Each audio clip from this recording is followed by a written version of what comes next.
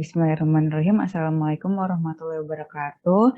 Halo teman-teman CFDian, perkenalkan saya Femi Tasani yang akan menjadi pemandu acara di acara webinar kali ini. Nah, hari ini kita ada gestar itu dari Kak Gilang yang akan sharing mengenai eh, kuliah di Mesir ya Kak. Ya, akan langsung Betul. saja ke Kak Gilang, waktu dan tempat saya persilahkan. Baik. Eh, Bismillahirrahmanirrahim. Assalamualaikum warahmatullahi wabarakatuh. Baik, teman-teman semua. Perkenalkan diri, nama saya Gilang Maulana. Eh, Sekarang saya sedang menempuh studi di Al-Azhar University. Sekarang saya sudah semester 6. Insya Allah eh, menuju ke semester 7. Begitu di Mesir, saya tahun ketiga. Saya ambil Fakultas Usuluddin dengan jurusan Akidah Filsafat. Satu 30 menit ke depan, insya Allah saya akan membersamai teman-teman semua untuk berbagi terkait fakultas di Usuluddin, khususnya terkait dengan jurusan yang saya ampu di Al-Azhar University. Sebenarnya izinkan saya untuk share screen teman-teman semua. Sudah terlihat kah, Mbak Feby? Ini sudah Kak. Sudah, tamam. Kupas tuntas Fakultas Usuluddin. Di Al-Azhar University ada banyak sekali program gitu ya, sebagaimana pada universitas pada biasanya, tetapi banyak memang mahasiswa Indonesia yang mengampu pendidikan di Mesir terfokus pada jurusan atau fakultas-fakultas di bidang agama, ulum syariah gitu ya. Jadi ada Fakultas Usuluddin, kemudian Fakultas Syariah, Fakultas Sastra, Dirasat Islamiyah, dan lain sebagainya. Di sini saya akan berbagi sedikit terkait dengan Fakultas Usuluddin, gitu ya. Yang pertama, Fakultas Usuluddin di Al-Azhar University yang saya tempati itu berada di Kairo. Memang Al-Azhar memiliki Fakultas Usuluddin di beberapa kota di Mesir, yang kemudian eh, pada zaman dahulu memang sekitar tahun 90-an, mahasiswa Indonesia yang belajar di Fakultas Usuluddin bisa memilih untuk eh, belajar di Fakultas Usuluddin cabang dari Kairo begitu. Tapi ada kebijakan baru dari kampus bahwa seluruh mahasiswa asing itu diperkenankan untuk masuk Fakultas Usuluddin hanya dicukupkan hanya di Kairo begitu. Dalam Fakultas Usuluddin di dalamnya ada beberapa jurusan. Yang pertama ada jurusan tafsir. Di sini mungkin teman-teman semua sering sering banget ya sudah familiar dengan uh, kata atau bidang ilmu tafsir ini gitu. Mungkin yang terbenak dari teman-teman semua ulama tafsir gitu ya. Ada ahli tafsir di Indonesia, ada Prof. Quraish Shihab gitu ya. Kemudian ada Gus Baha, mungkin teman-teman semua familiar dengan itu, dan banyak ulama-ulama lainnya. Di jurusan Usuluddin, di Fakultas Usuluddin tepatnya ada jurusan tafsir, teman-teman semua. Jurusan tafsir ini mempelajari apa? Di dalamnya memahami interpretasi Al-Quran, kemudian sejarah perkembangan tafsir, berikut dengan konteks sosial dan historis dari Al-Quran dan tafsirnya. Untuk mahasiswa Indonesia yang ada di Mesir, yang mengambil program atau Fakultas Usuluddin, banyak sekali mereka mengambil di jurusan tafsir. Di jurusan tafsir. Ada beberapa pertimbangan. Yang pertama karena jurusan tafsir ini cukup masyhur gitu ya di kalangan masyarakat Indonesia. Kemudian yang kedua, jumlah madah yang terkesan lebih sedikit dari jurusan-jurusan lainnya seperti hadis, dakwah, dan akidah. Jurusan tafsir ini diktat atau mata pelajarannya lebih sedikit gitu. Jadi teman-teman mahasiswa Indonesia banyak memilih bidang atau jurusan tafsir ini gitu ya. Kemudian yang kedua ada jurusan hadis, teman-teman semua. Nah, apa sih hadis itu gitu ya? Jadi apa sih yang dipelajari dalam program atau jurusan hadis ini gitu ya? Di sini dipelajari tentang hadis baik itu riwayat, mungkin teman-teman semua tahu gitu, hadis hadis tentang niat gitu ya. Itu hadis riwayat maupun diroyat maupun ulum hadisnya itu gitu ya. Tentang syarat-syarat hadis sohih gitu ya, kemudian hadis hasan, hadis doif, nah, itu dinamakan dengan hadis diroyah gitu. Itu dipelajari di jurusan hadis begitu teman-teman. Kemudian ada jurusan dakwah. Jurusan dakwah ini menjadi salah satu jurusan yang sedikit sekali mahasiswa Indonesia belajar di jurusan ini. Gitu. Padahal teman-teman semua, jurusan dakwah ini cukup penting gitu ya, cukup penting dan cukup dirasa keren gitu ya. Mungkin teman-teman semua tahu Dr. Zakir Naik. Ya, ya beliau dari jurusan dakwah, tapi bukan dari Azhar. Saya kurang tahu, tapi uh, di jurusan dakwah ini karena titik beratnya adalah mempelajari tentang studi perbandingan agama atau dalam bahasa lain, dalam bahasa Arab yaitu muqaranah adyan. Itu dipelajari di apa namanya di kuliah dakwah, di syu'bah dakwah gitu ya, di jurusan dakwah. Dan itu menjadi salah satu madah asasi atau mata pelajaran wajib ya di jurusan dakwah. Kemudian yang terakhir dalam Fakultas Usuluddin ada jurusan akidah filsafat gitu ya. Mungkin teman-teman semua bertanya, wah filsafat kok apakah apakah boleh di Islam belajar filsafat dan lain sebagainya, itu akan ada pembahasan yang sangat mendalam terkait itu. Mungkin di sesi lain mungkin teman-teman semua jika berkesempatan bisa mendalami terkait permasalahan itu. Yang jelas di Fakultas Usuluddin ini ada satu jurusan yaitu akidah filsafat.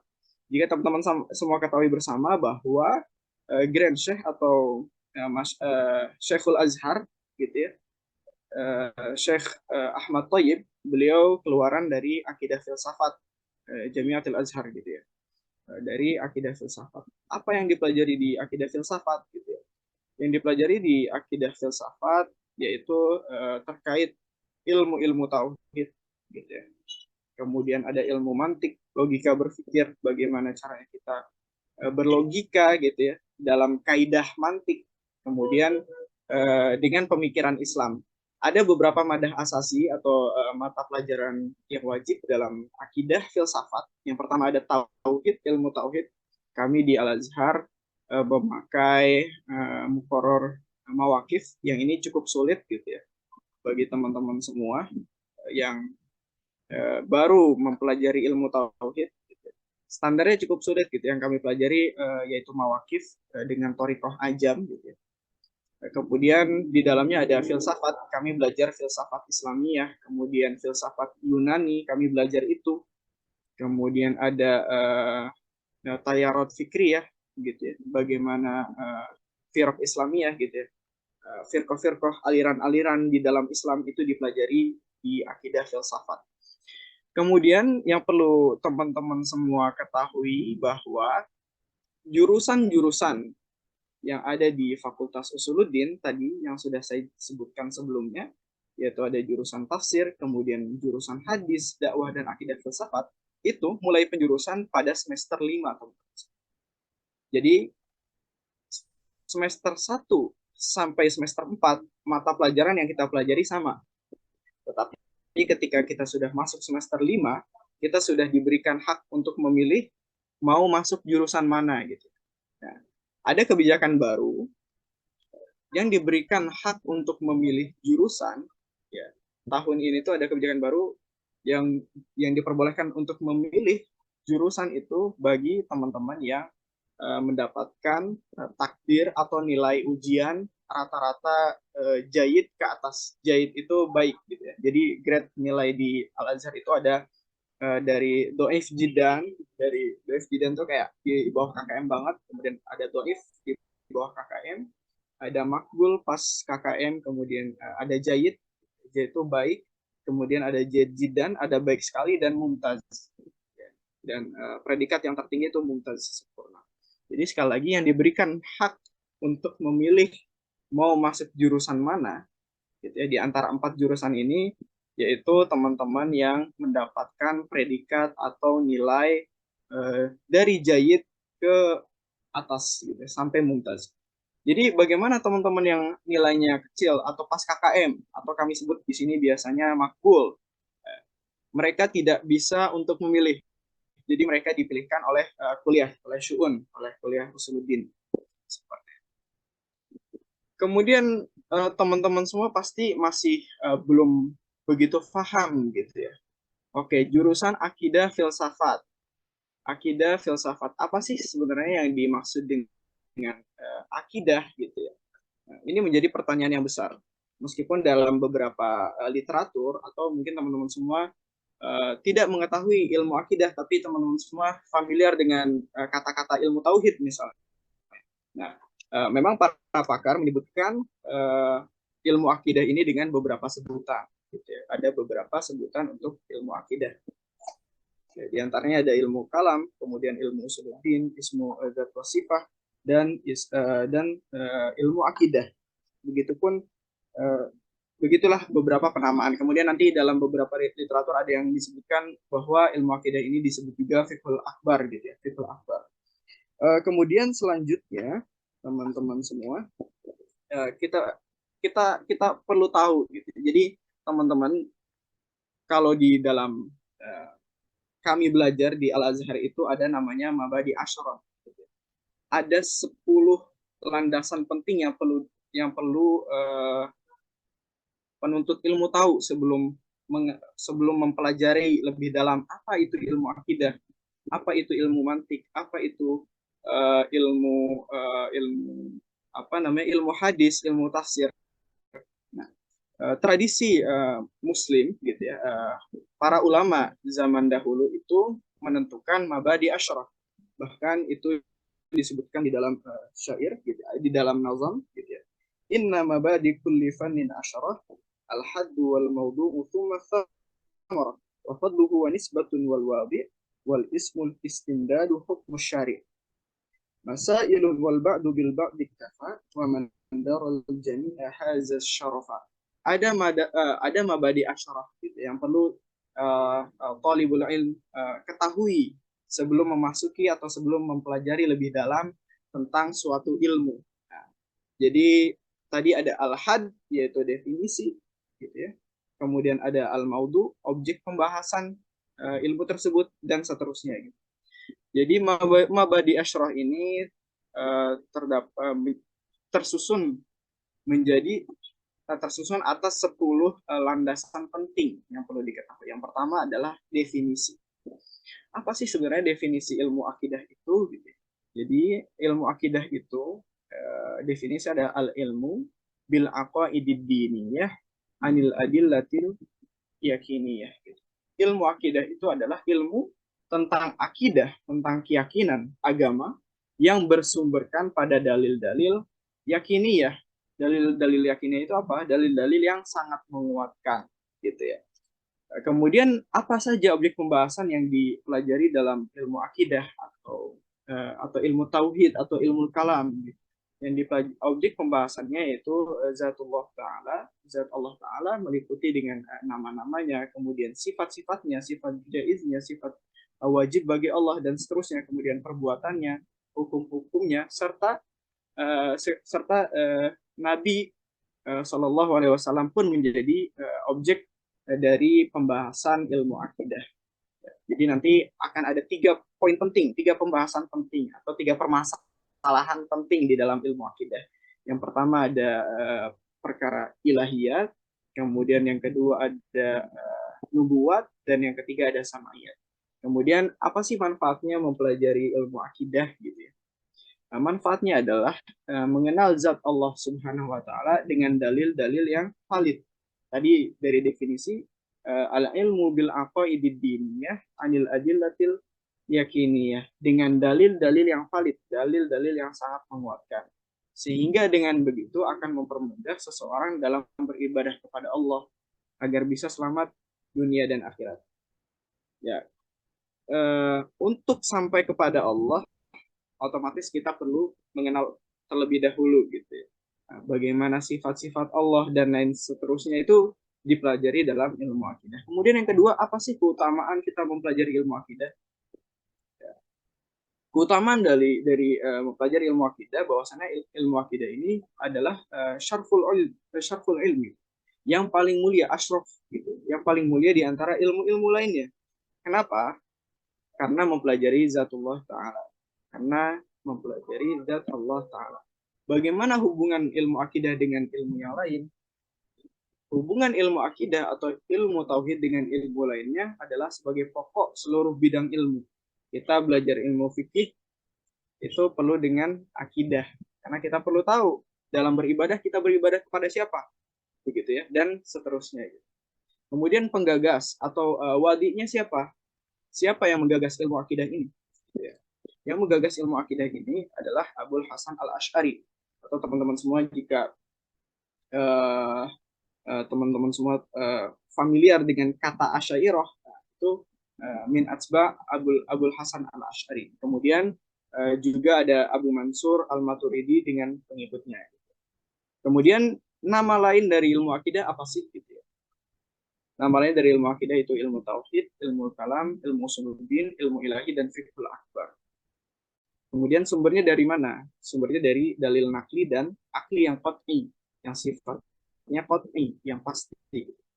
Hukum syariat, ya, maksudnya di sini adalah hukum mempelajari ilmu akidah itu seperti apa.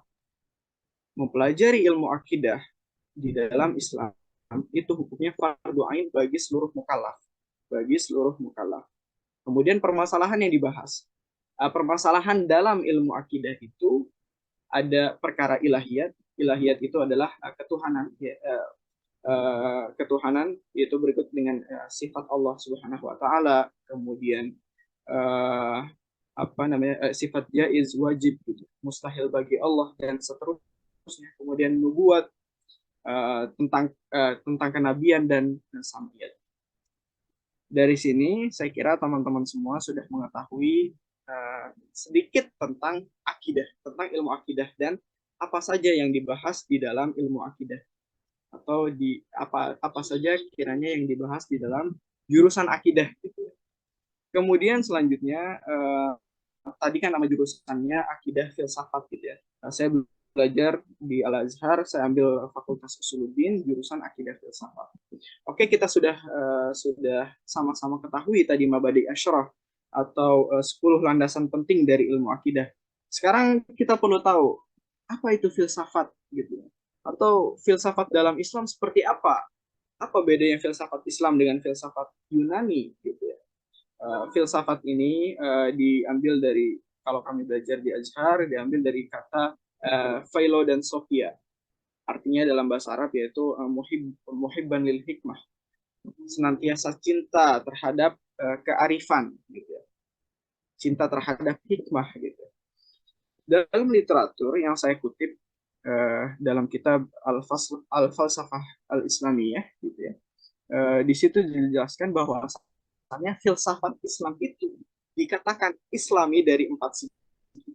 Yang pertama, dari sisi masalah yang dibahas. Kemudian yang kedua, dari aspek sosiokulturalnya. Kemudian yang ketiga, dari sudut faktor-faktor pemicu serta tujuan-tujuannya. Dan yang terakhir, yang keempat, dari kenyataan bahwa para pelakunya atau para filsuf Islam, gitu ya, seperti Al-Kindi dan lain sebagainya, hidup di bawah naungan kekuasaan Islam, seperti itu. Kemudian saya kutip, gitu ya, dalam buku, dalam satu literatur, gitu, bahwasannya salah satu tujuan dari belajar filsafat itu untuk lil ihqaqil haq wa ibtalil batil. Kita belajar filsafat itu untuk membenarkan yang benar dan membatalkan yang batil, gitu. Baik itu secara rasional, persuasif, dan elegan. Kemudian contoh kasusnya adalah ketika Nabiullah Ibrahim alaihissalatu wassalam ketika bertanya kepada Allah, bagaimana Allah menghidupkan orang mati? Kemudian Allah balik bertanya, apakah engkau belum percaya? Kemudian Nabi Ibrahim alaihissalatu wassalam menjawab, aku percaya, akan tetapi aku bertanya supaya hatiku tentram, supaya hatiku mantap gitu. Jadi dari sini salah satu dari tujuan filsafat itu untuk mengokohkan kebenaran sekaligus menghapuskan keraguan. Lil ihqaqil haq wa ibtalil batil. Untuk membenarkan yang benar dan membatalkan yang batil, yang salah gitu. Untuk menghapus keraguan. Kemudian oke, tadi kita sudah mengetahui apa itu akidah, apa itu yang disebut dengan akidah, apa itu yang disebut dengan filsafat gitu ya. Oke, Fakultas Usuluddin jurusan Akidah dan Filsafat. Di dalamnya apa saja sih, atau diktat atau mata pelajaran apa saja yang dipelajari di Fakultas Usuluddin jurusan Akidah dan Filsafat? Ada cukup banyak gitu ya. Jadi teman-teman semua perlu diketahui bersama bahwa jurusan Akidah Filsafat merupakan salah satu jurusan yang mata pelajarannya paling banyak dibandingkan jurusan-jurusan lainnya di Fakultas Usuluddin gitu ya. Jadi dibandingkan tafsir, kami jauh lebih banyak gitu. Kami jauh lebih banyak mata pelajarannya, otomatis kami harus lebih giat, harus uh, lebih besar effortnya untuk belajar gitu. Jadi sebagaimana yang saya sampaikan di awal bahwa penjurusan itu ada di semester 5. Jadi dari semester 1 sampai semester 4 mata pelajarannya itu sama di semua jurusan. Akan tetapi itu mulai berbeda di semester kelima pada saat teman-teman semua memilih jurusan. Gitu. Jadi di semester pertama kami belajar yang namanya Nuzum Islamiyah atau aturan-aturan di dalam Islam, bagaimana hak-hak dan kewajiban keluarga, misalkan hak anak terhadap orang tua atau kewajiban anak terhadap orang tua gitu ya, kemudian kewajiban orang tua terhadap anak, hak orang tua terhadap anak gitu ya. Begitupun dengan apa namanya, dengan eh, di Islam ini kita dibuka tul Islam, bahwa Islam itu universal sih, terus segala lini kehidupan, aturannya syumul gitu. Dari awal kita bangun tidur sampai kita tidur kembali, itu ada aturannya di dalam Islam. Maka yang membedakan orang Muslim dengan orang yang non-Muslim, misalnya dalam hal makan, kita dianjurkan untuk memakan makanan yang halal, tapi bukan halal, tetapi toyib juga. Nah, begitulah aturan-aturan Islam. Itu dipelajari di dalam Nuzum Islamiyah. Kemudian yang kedua, kami belajar fikih. Fikih nanti akan ada lagi di semester 3. Jadi dibagi, ada fikih toharoh, gitu ya, ada fikih ibadah. Kemudian selain fikih ada ulumul Quran atau ilmu-ilmu Al-Quran. Eh, ini sebenarnya pada asasi dari tentang apa namanya di ulumul Quran, asbabun nuzul Al-Quran gitu ya, bagaimana Al-Quran diturunkan gitu ya, apa yang dimaksud dengan makiyah, apa yang dimaksud dengan madaniyah, itu ada di dalam ulumul Quran.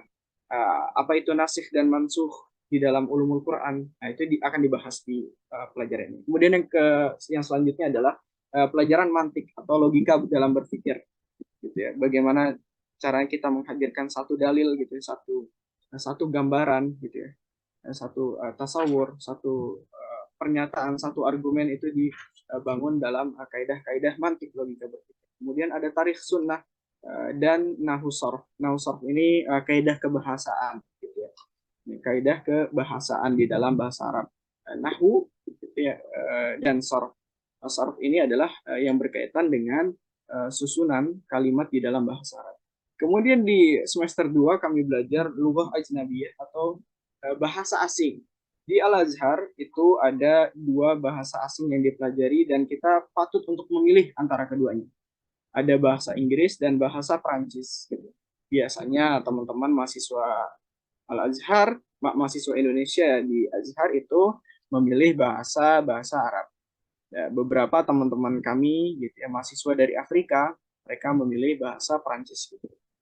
Kemudian uh, kami belajar hadis gitu.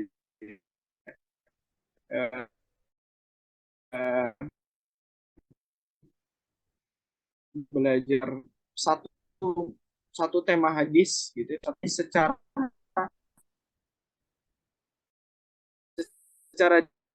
detail gitu. Misalnya tentang niat secara detail. Kemudian ada tauhid kesenan gitu ya, yang saksikan apa itu kami pelajari. Kami kami belajar. Oke, kita lanjut semester 2 tadi. Kami belajar tafsir, tahlili, usul dakwah, bagaimana pokok-pokok dalam dakwah, kemudian ulum hadis, ilmu-ilmu hadis. Semester 3 kami belajar tentang mantik. Mantik dibagi babnya, di semester pertama kami belajar tentang tasawur, di semester 3 kami lebih dalam ilmu mantik, kemudian ulumul Quran, ilmu Al-Quran, fikih, khitobah, syubhat hadis, dan filsafat ammah gitu ya. Kemudian semester 4 ada lugah ajnabiyah, bahasa asing, adab dan balaghah gitu ya, tentang peribahasa dan lain sebagainya. Kemudian ada tauhid, ilmu hadis, tayarat fikriyah, aliran-aliran pemikiran gitu ya. Kemudian ada tafsir tahlili, hadis tahlili, akhlak Islamiyah gitu ya, syubhat Al-Quran dan nuzul Islamiyah. Kemudian semester 5 kami ada hadis maudhu'i, hadis tematik, kemudian ada filsafat akhlak, kemudian ada wasail dakwah, ada mantik hadis. Berbeda dengan mantik yang sebelum-sebelumnya itu mantik kodim. Kami belajar mantik dari Aristoteles, tetapi mantik hadis ini kami belajar mantik kontemporer gitu ya. Kemudian ada tafsir maudhu'i dan milal tafsir tematik dan milal wanihal, pembahasan dianah samawiyah, agama-agama samawi. Kemudian semester 6 kami belajar filsafat Islam, filsafat Yunani, aliran pemikiran, tasawuf, fitobah, hukum-hukum fikih kontemporer, manahij atau metode-metode para mufassir, metode-metode para muhaddis, kemudian ada tauhid, ilmu nafas atau bisa disebut dengan ilmu psikologi, dan firaq Islamiyah. Kurang lebih itu mata pelajaran atau diktat yang kami pelajari di Al-Azhar, jurusan akidah filsafat, dari semester pertama hingga semester ke-6. Kemudian pengalaman yang pernah didapat, saya cukup sedikit gitu ya teman-teman semua, karena memang dari kampus Al-Azhar sendiri mungkin berbeda dengan kampus-kampus universitas yang ada di Indonesia, yang dimana ada gerakan mahasiswa di bawah naungan kampus gitu ya. Kemudian ada lomba-lomba dari kampusnya gitu ya. Uh, saya tidak banyak mengikuti itu, saya hanya mengikuti beberapa, contohnya seperti lomba untuk menulis naskah esai dalam bahasa Arab. Alhamdulillah saya berkesempatan untuk mengikutinya. For your information, ini fotonya bukan foto saya karena diwakili gitu ya. Alhamdulillah saya mewakili Rumah Syariah, uh, mendapatkan peringkat ketiga begitu. Kemudian terkait pengalaman dalam berorganisasi, saya alhamdulillah dipercaya untuk memotori kawan-kawan dari lembaga keilmuan Indonesia yang ada di Mesir, itu Rumah Syariah. Saya menjadi ketua Rumah Syariah.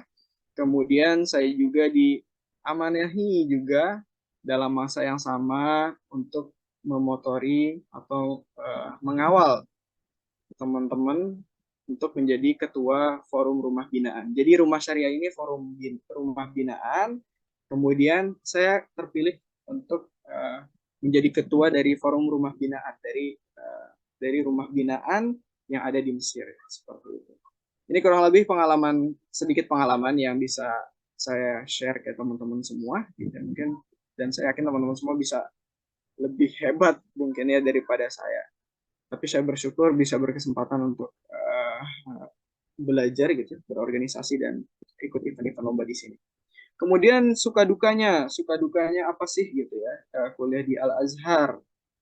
Ada beberapa yang suka duka gitu. Kita belajar di luar negeri gitu. Yang pertama adalah kita punya pengalaman baru karena kita akhirnya merasakan culture yang berbeda dengan Indonesia, seperti ya bangunan-bangunan kuno di Mesir dan lain sebagainya. Kemudian kita bisa survive gitu. Jadi survive ini jadi sebuah kesukaan gitu. Jadi jauh dari keluarga, akhirnya kita dituntut untuk belajar mandiri dan sadar atau tidak itu melatih kita untuk lebih dewasa. Kemudian yang ketiga ada relasi, karena kami di Al Azhar berteman dengan teman-teman dari berbagai negara, dari Eropa, dari Inggris, gitu ya, sampai ke benua Afrika gitu. Kemudian sukanya adalah terkait ilmu, karena kita semua tahu bahwa Al Azhar adalah kiblatul ilm, bahwa kiblatnya ilmu Islam. Kami belajar atau guru-guru kita di Indonesia belajar tentang Islam, tentang syariah itu di Al Azhar. Begitupun dengan orang-orang di belakang. Kemudian di antara beberapa hal yang saya suka gitu ya, belajar di Al Azhar karena ilmunya, karena Al Azhar sebagai kiblat ilmu, kita tahu itu, dan seluruh dunia tahu bahwa rujukan dalam belajar ilmu keislaman itu adalah Al Azhar salah satunya. Kemudian suka karena masyaikh gitu ya. Jadi seringkali kami belajar suatu ilmu dengan satu buku gitu, langsung dengan penulisnya. Jadi ini sesuatu yang sangat patut untuk disyukuri gitu ya. Kita bisa bertemu langsung dengan apa namanya, ulama-ulama yang atau syekh-syekh uh, yang menjadi rujukan gitu ya, dalam ilmunya, akan rujukan dunia. Kemudian suka karena sejarah, kami Al Azhar ini memiliki sejarah yang begitu panjang, karena Al Azhar sudah eksis selama kurang lebih 1 abad. Begitupun dengan Mesir, dengan segala bangunannya, dengan segala historinya, dengan kisah Fir'aunnya gitu, kisah Kleopatranya, dan kisah Nabi Musanya, kisah para nabi di sini, kisah alim ulama di sini. Al Azhar adalah, atau Mesir adalah pilihan yang tepat.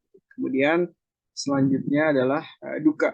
Ya, kita belajar suka, suka itu pasti ada dukanya gitu. Jadi dukanya karena yang pertama jauh dari keluarga, karena keluarga jadi pasti semua orang merindukan.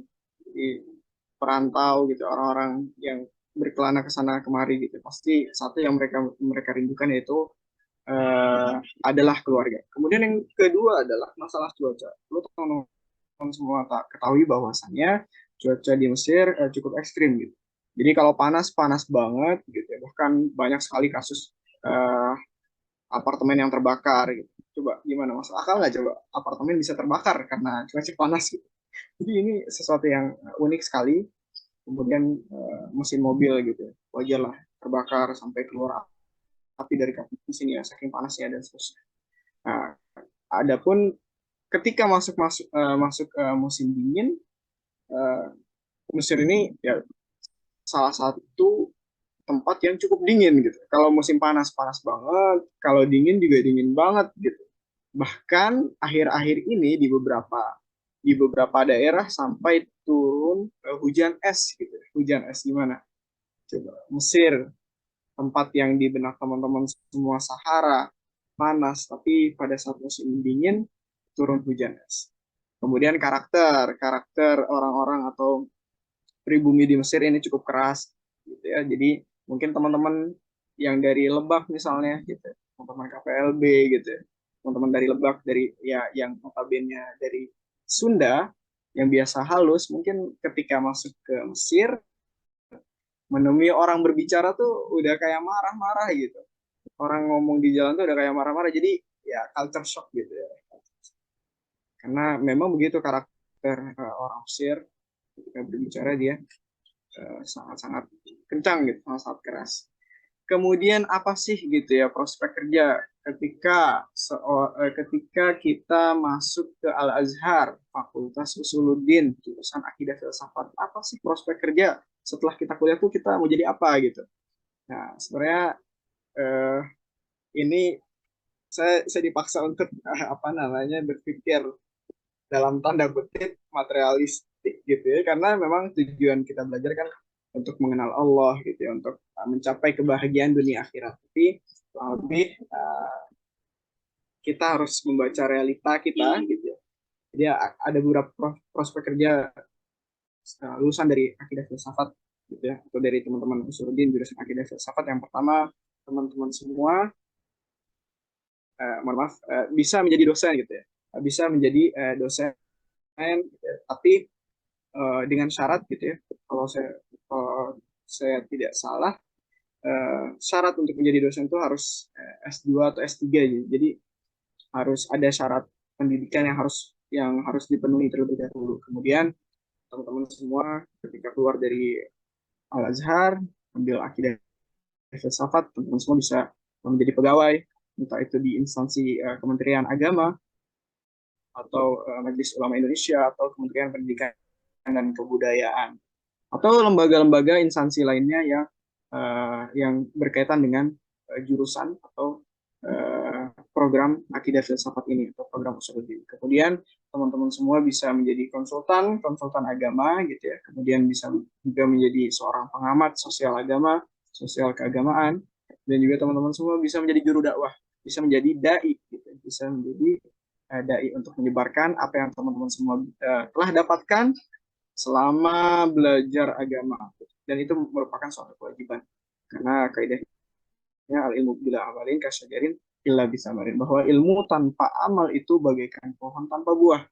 Jadi dia tumbuh cuma dia belajar ke sini ke sana ke sini, tapi dia tidak beramal bagaikan pohon yang tidak memiliki buah, nggak bermanfaat, nggak bermanfaat sama sekali gitu ya bagi sekitar. Kemudian teman-teman semua juga bisa menjadi peneliti, peneliti entah itu di Majelis Ulama Indonesia atau IKADI atau di lembaga-lembaga terkait lainnya.